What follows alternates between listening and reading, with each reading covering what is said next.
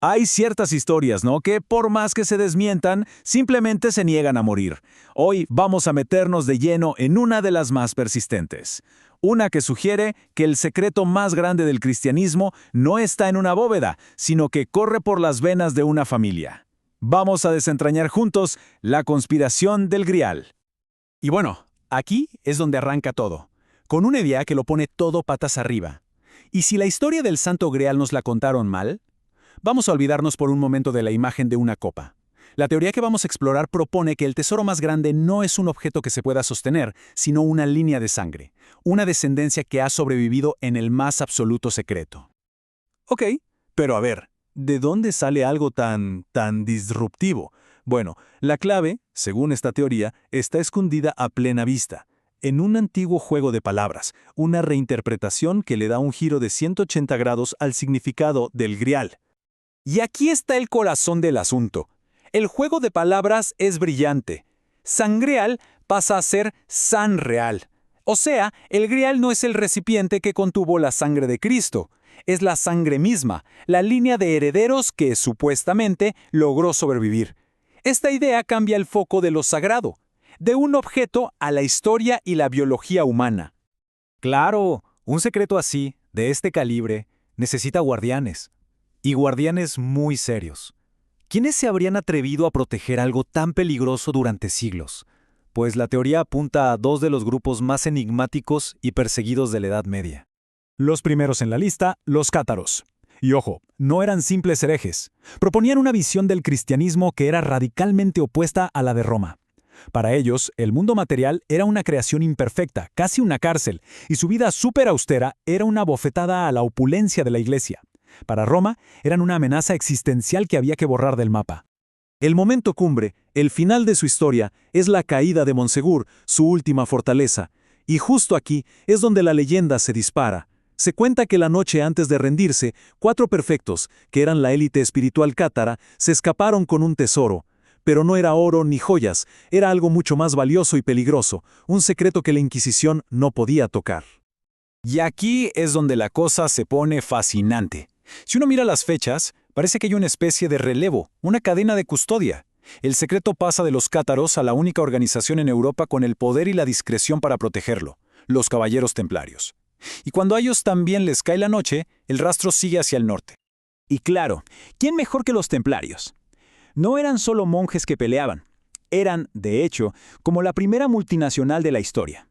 Tenían el dinero, los barcos, la red de contactos, todo para proteger un secreto así. Tras su arresto masivo en 1307, muchos simplemente se esfumaron.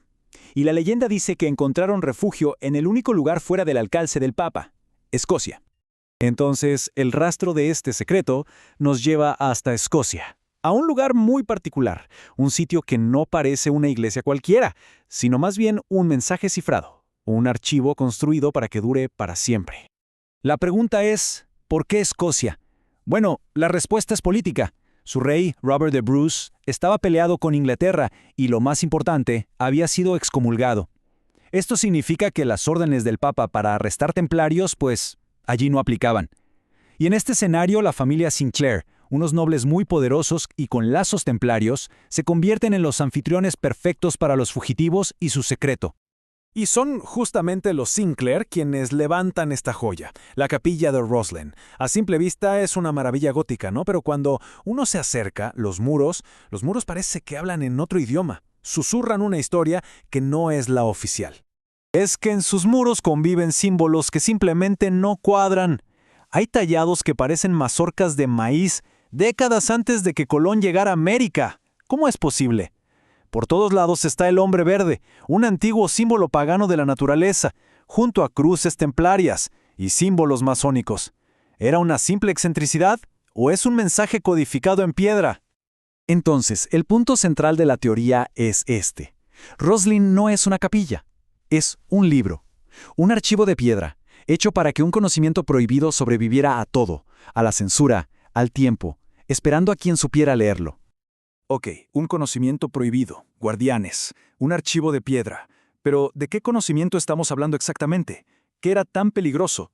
Para entenderlo, hay que viajar muy atrás en el tiempo, a los inicios del cristianismo, a una fe que fue sistemáticamente eliminada. La raíz de todo esto, la idea central que supuestamente se protegía, es el gnosticismo. Y no era una iglesia organizada, sino un montón de corrientes espirituales que tenían una idea, bueno, una idea revolucionaria.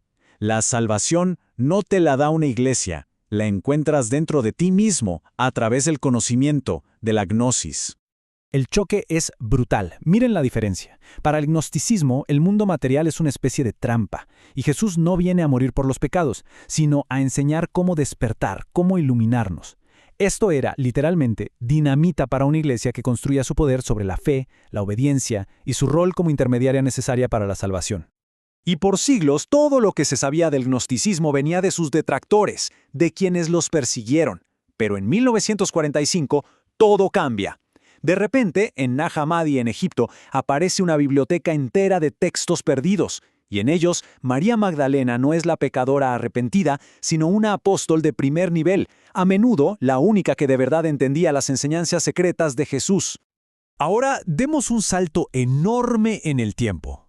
Vamos a la era moderna, para ver cómo todos estos hilos, el linaje, los cátaros, los templarios, el gnosticismo, se terminaron uniendo para crear uno de los mitos más virales de nuestra época.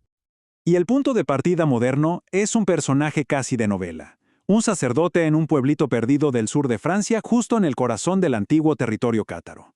Se llamaba Berenguer Saunier, y de la noche a la mañana este cura pobre empezó a gastar fortunas y a decorar su iglesia con símbolos de lo más extraños. Lo del cura Saunier fue la chispa que encendió la mecha. A partir de ahí, el mito moderno se arma como un rompecabezas. Primero, el misterio del cura millonario. Después, y esto es clave, un fraude muy elaborado en pleno siglo XX. Se inventa una sociedad secreta, el Priorato de Sion, y se plantan documentos falsos para darle un aire de legitimidad.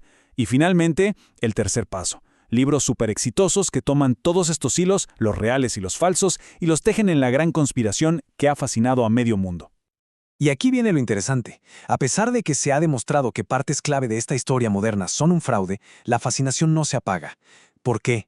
Quizás la respuesta es que la fuerza de este relato no está en las pruebas, sino en la duda que siembra, en la idea de que la historia oficial no cuenta toda la verdad, que hay capítulos que fueron arrancados a propósito. Y esa es la pregunta que queda flotando, ¿no? Porque al final, más allá de si hubo o no un linaje secreto, todo este mito nos obliga a cuestionar la propia historia. ¿Es la historia un registro fiel de lo que sucedió? ¿O es más bien una edición cuidadosa de lo que se nos permite recordar y de todo lo que por alguna razón se decidió que era mejor olvidar?